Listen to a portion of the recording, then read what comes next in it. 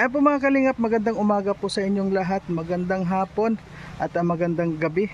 At kung saan man po kayo naroroon, sana nasa mabuti kayong kalagayan at malayo sa anumang kapahamakan. At syempre po na huwag natin kalimutan na suportahan Kuya Bal Santos Matubang, Ate Edna Vlog at Kalinga Prab. At syempre po ang inyong lingkod, Marius Vlog po. Sa ngayon po ay naghahanap tayo ng mga matutulungan mga kalingap. At sa ngayon po, nandito po tayo talaga sa pinakasulok ng dito po ito sa bayan ng Malasugi.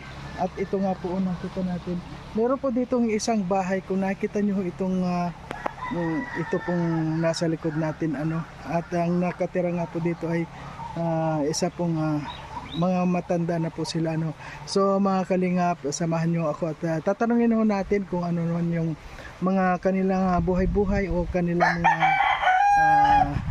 pamumuhay. Ayun po mga kalingap, samahan nyo ako. Shoutout po sa mga nanonood kay Kuya Mario. Supportahan po natin ang kanyang YouTube channel. Ayan, thank you Rachel at Thank you po kay Kuya Mario. Salamat po.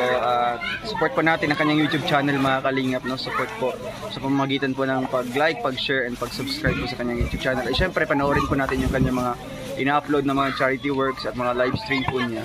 Thank you po and God bless us. Ayan, thank you very much. Supportahan po natin mga kalingap. Marius Vlog, yan, supportahan natin. Marius Vlog, thank you very much. Mga kalingap, mga kapobre, at supportahan natin.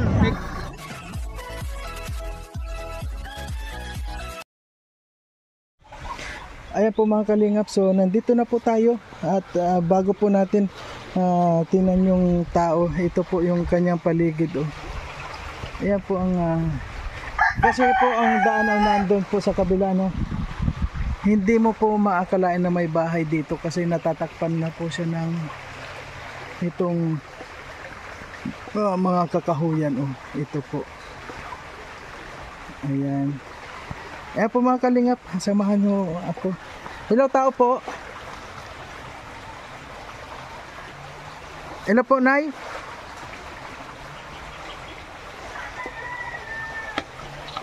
Ayan. Hello po Nay, kumusta po? Ay, kumusta po Nay? Nay, kumusta po kayo dito?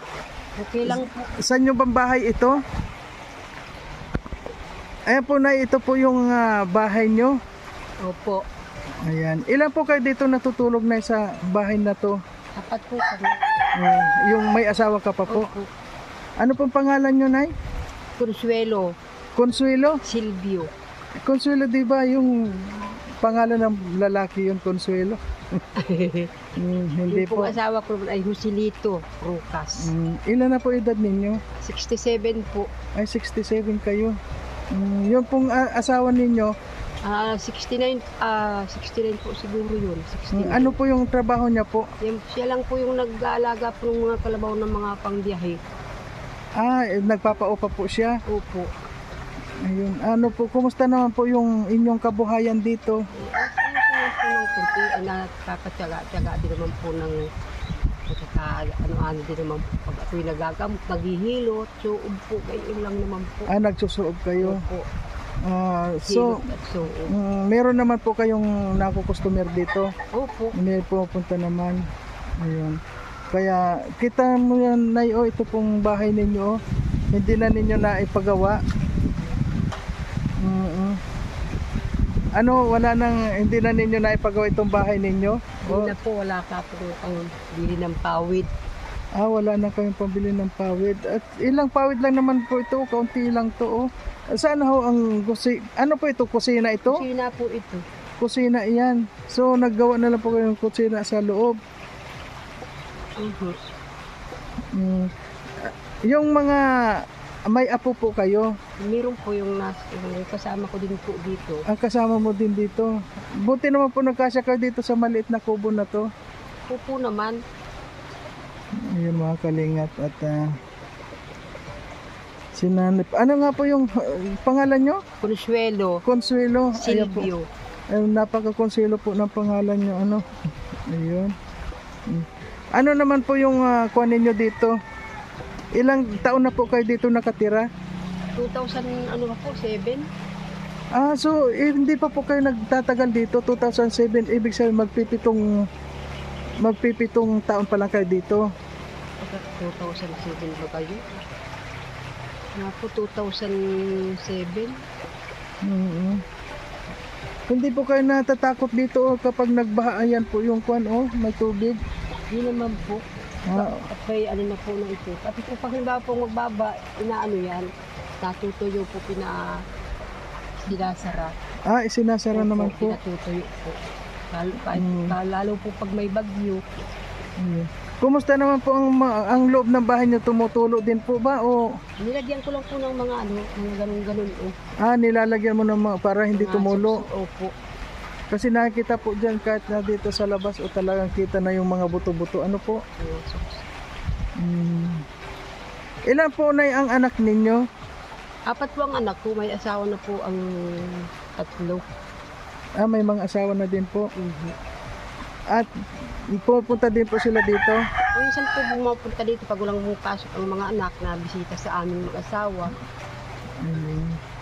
Nay, pwede po ba makita yung loob ng bahay nyo, Nay?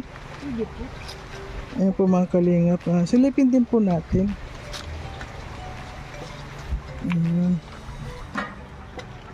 Dito po. Ayan po mga o nga, may mga plastic na ng kung ang bahay niya. Ayan.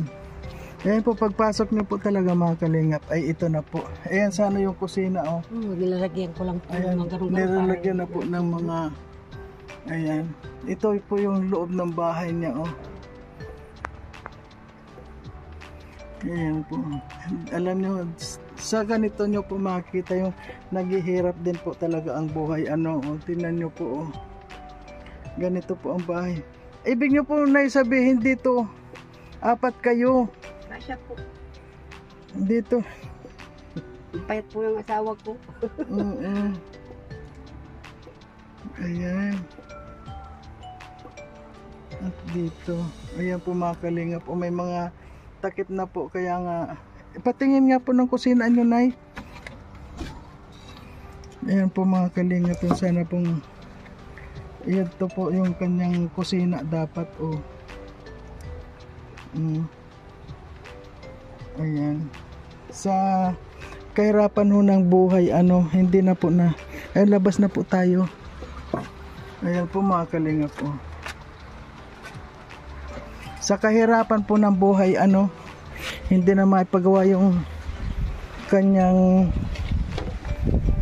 ito pong kanyang kusina, kaya nagtyaga-tyaga na lang dun sa loob. Ayan po mga kalingap.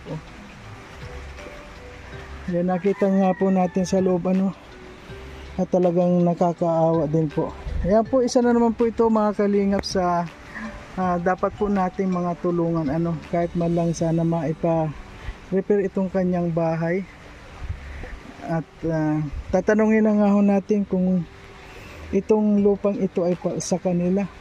Na ito pong natatayuan ng bahay ninyo ay kanino po ito?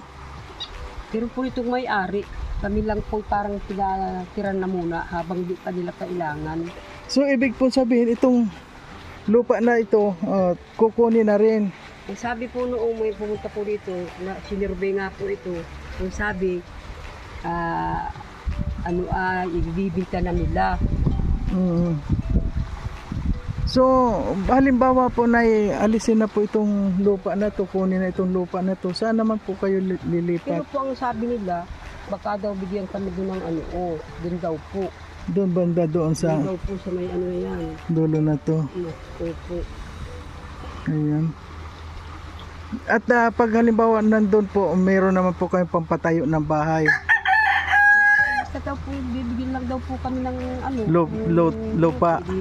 Ewan ko lang kung naman po sinabing kami bibigyan ng kunyari, iwan kami bili ng gayang pagbahay. Ayun po na baka po pwede po tayo makahingi ng tulong sa lahat ng mga nanonood. Ano naman po, Nay, ang gusto nyong halimbawa tulong para sa inyo, Nay? Ayun lang po kahit lang po mapaayos lang po ito po muna. Ito pong kusina nyo. Kusina ba ito mga kalingap? Ito po ang kusina niyo. Ayan. Ito po ang kusina talaga Siguro po matagal pa ay yun pong tulugan nyo na ano po yung tulugan sala nandun na po lahat ano ay tumutulo na rin po yun ano kaya Kaya may lagay ng mga opo marami ng mga plastic. Ayun po mga kalingap sa lato na gustong tumulong. Isa na naman po ito si Nanay Consuelo. Ayan, kung nakita nyo mga kalingap itong nako nga po ako mga kalingap dahil akala ko walang bahay dito. Kasi po makita nyo talagang nasa liblib po siya mga kalingap ng nasa kasulok-sulukan. Akala nyo walang nakatira. Kaya ayan po ayan po mga kalingap hindi mo akalain na meron nakatira dito. Kaya nga po nung sumilip ako ay nakita ko po si Nanay Consuelo na lumabas. Ayun po tumawid ako dito. Ayan po sa tabi niya meron pong mga tubig. Ayan ayan po dyan ako tumawid ayan po kung makita niyo talaga pong nasa ilalim siya ng kakahuyan kaya po kung hindi mo talaga hanapin yung mga tulad po ni Lola na mga wala na pong kakayanan din sa tulad po ng pamumuhay nila ay hindi naman po sapat para makagawa ng bahay, kaya nagtsatsaga po sila sa ganitong bahay. So ngayon po Nay, ano po ang masasabi mo sa mga nanonood sa atin po? Papaano naman po ako nung kung pwedeng makaano po nung sa pamububong. Pambubong lang po talaga. Halimbawa po sa palagay nyo na nasa magkano naman po kayong bubong ng bahay nyo? Tapos mga ito hindi na po siguro pwede rin yung mga hindi na po pwede yung mga kawayan hindi po. na po pwede. Kaya pati po ganun. Kasi yung mga kalingap, ayan po. Ayan, para pong nakikita ko na naman dito yung pinagawa po natin na kay Marie bubong lang, pero pagdating sa hindi na po pwede. Ayan po mga kalingap, sa ngayon po ang hinihingi lang po ni Nanay Consuelo ay mabubungan lang daw po itong kanyang bahay na light materials lang po ayan po si Nanay Consuelo. Wala ka na po sasabihin Nay, yun lang po. Para lang po mabuo ito. Yun po, para naman wala na kang sahod doon sa loob ng yung mga plastic po. Ayun. Ayan po Nay, bibigyan naman po kita Nay ng kahit na pangkuan mo Nay. Dahil tayo ay kahit na paano ay kuan lang po. Kahit na halimbawa po nagkakosta Nay, tanggapin mo muna po yan yan po ay binamano po Nay. Opo.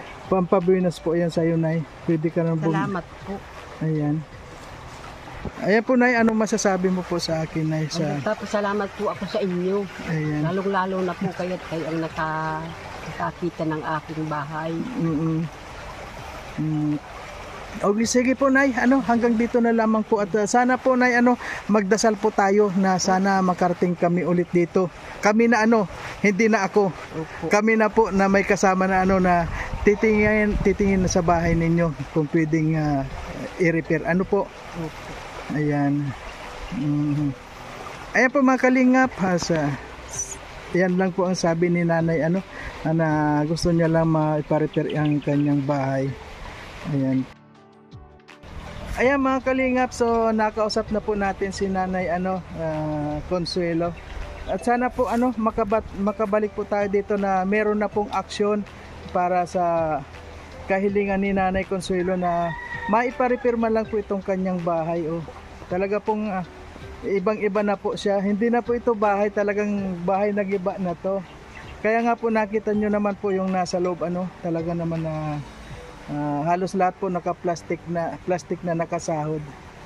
Ayan. Marami pong salamat, Nay, at hanggang dito na lamang po, at syempre wag nating kalimutan na suportan Kuya Bal Santos Matubang, Ate Edna Vlog, Kalingap Rab, at Dodong Roel, Kalingap Awi, at ang inyo pong lingkod Marius Vlog po. At hanggang ngayon patuloy tayo sa mga ginagawa natin na paghanap ng mga matutulungan.